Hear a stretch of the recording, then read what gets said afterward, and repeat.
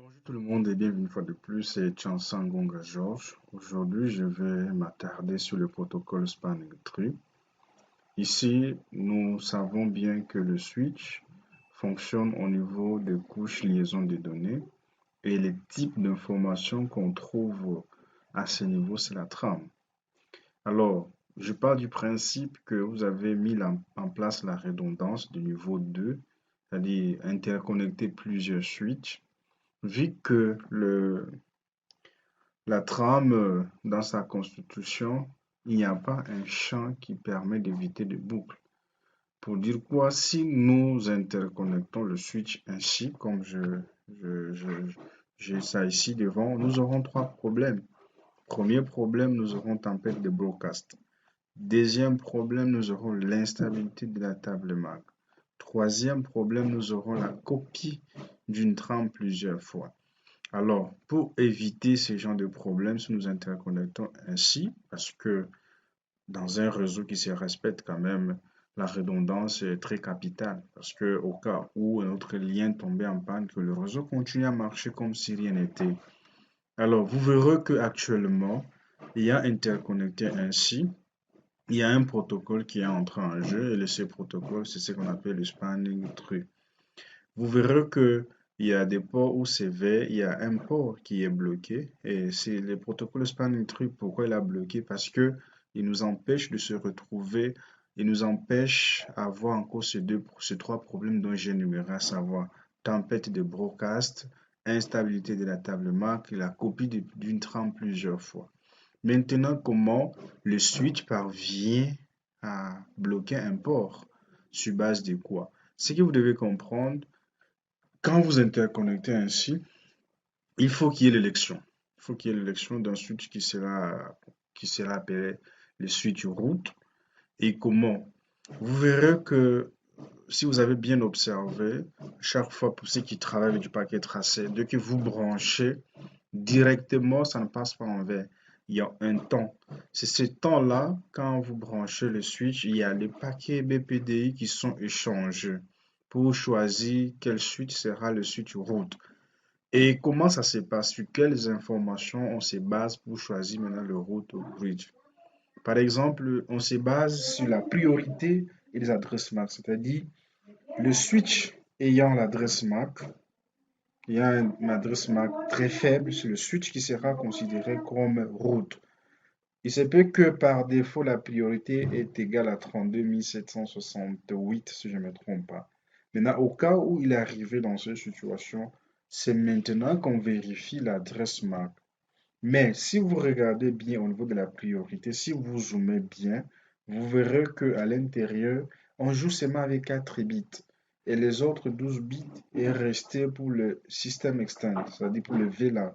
Là, c'est resté les 12 bits, on ne les touche pas. On touche seulement sur les quatre bits, on joue et on essaye de modifier. C'est actuellement ici, il y a déjà élection d'un switch route ici. Il y a déjà élection d'un switch route. Raison pour laquelle vous avez vu que l'autre port est bloqué. C'est-à-dire quoi? On s'est basé sur les adresses MAC. Le switch qui a l'adresse MAC le plus faible, c'est le switch qui sera élu comme switch route. Et directement, quand on trouve ainsi, vous verrez que sur chaque switch, il y aura l'information de switch route et aussi, de l'autre côté, il y aura maintenant des informations concernant le switch. Sans plus tarder, vérifions pour voir quel switch est devenu route dans ma topologie ici. Eh bien, ce que vous devez savoir, vous n'avez même pas besoin de configurer. Dès que vous branchez, le protocole spanning tree est déjà activé par défaut. Vérifions par exemple ici, sur ce switch ici, nous allons vérifier en passant, ça c'est le devant, ça c'est l'arrière, hein. Allons-y pour vérifier maintenant le switch qui est le switch route. Je vais dire show spanning tree VLAN 1. Directement, je vois ici, on me dit le spanning tree est déjà activé. Ici, je vois la priorité. Je vous disais que la priorité par défaut est égale à 32 768. Ici, c'est l'adresse MAC de ce switch. Et curieusement, c'est comme qui dirait nous sommes tombés sur un switch qui est route. Parce qu'on voit souvent ces messages this bridge is the route. C'est ce switch ici qui est route. Et après, ça sont d'autres informations. Maintenant, regardez le bridge ID priorité, on vous dit 32 769. Mais en réalité, c'est 32 768. On a fait plus 1. Le 1, c'est parce qu'on a tapé le VLAN 1. C'est ce qui fait que ça devient maintenant 32 769. Et ça, ce sont les informations concernant l'adresse MAC de notre switch. Et ici, c'est le temps, combien de temps faut-il attendre pour qu'on puisse maintenant déclarer que, par exemple, le switch qui était root est tombé en panne. Donc, directement, on voit que nous sommes sur le switch qui est root. Nous allons vérifier sur l'autre switch aussi pour voir si réellement, voilà, je suis ici, show spanning tree, VLAN 1. Voilà ce que je disais par exemple. Ça, c'est l'information concernant le switch root. Regardez ici, l'adresse MAC, c'est ça l'adresse MAC.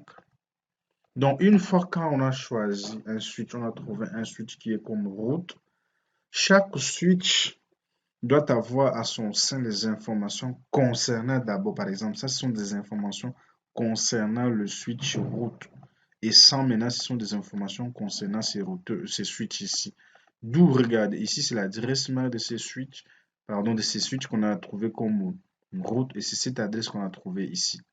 Maintenant, regardez, ça, c'est les costs, c'est les coûts, c'est parce que nous utilisons le Fast Ethernet.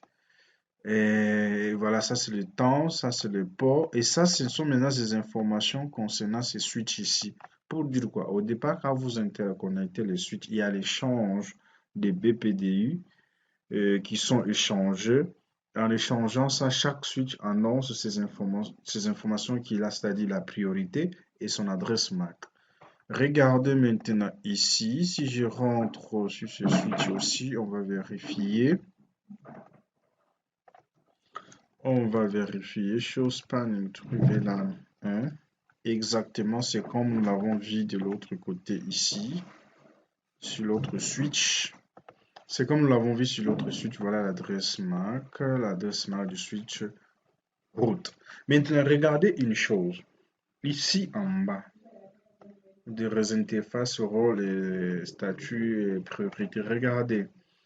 Ici, nous sommes sur le switch qui est root. Ici, nous sommes sur le switch qui est root. Et tous les ports qui sont du côté switch root sont en état désigné. C'est-à-dire, ces ports transmettent la date. Ces ports ici transmettent la date à la donnée passe.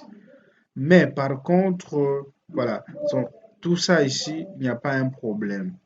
Mais regardez ici, c'est la priorité des ports. Si vous devez savoir la priorité par défaut partout, sur toutes les interfaces, c'est 128 par exemple. Ça, c'est la différence. C'est pour différencier les interfaces. Ici, c'est 128.2, c'est parce que c'est Fast Ethernet 2. Ici, c'est 1. Donc, si on parvient à trouver un switch qui est root, on doit passer maintenant, il faut chercher à bloquer maintenant des ports. Mais ce que vous devez savoir, premièrement, tous les ports au niveau des switch qui est déclaré comme root sont en état désigné, c'est-à-dire tous les ports transmettent la donnée. Maintenant, regardons maintenant ici les interfaces qui sont en face du switch qui est déclaré comme root, ce sont des ports root parce que ce sont des meilleurs ports pour atteindre la destination.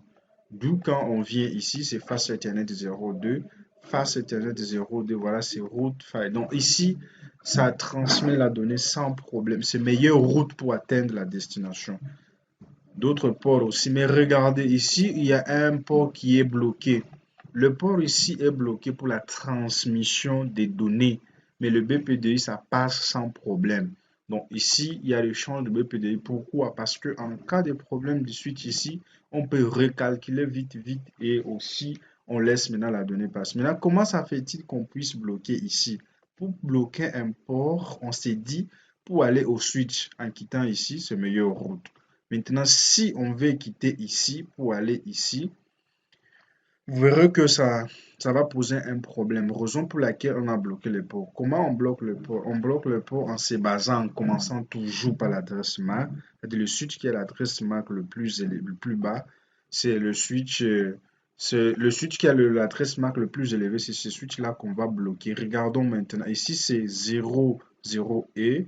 Vérifions l'adresse MAC de l'autre switch. Ici, c'est combien son adresse MAC?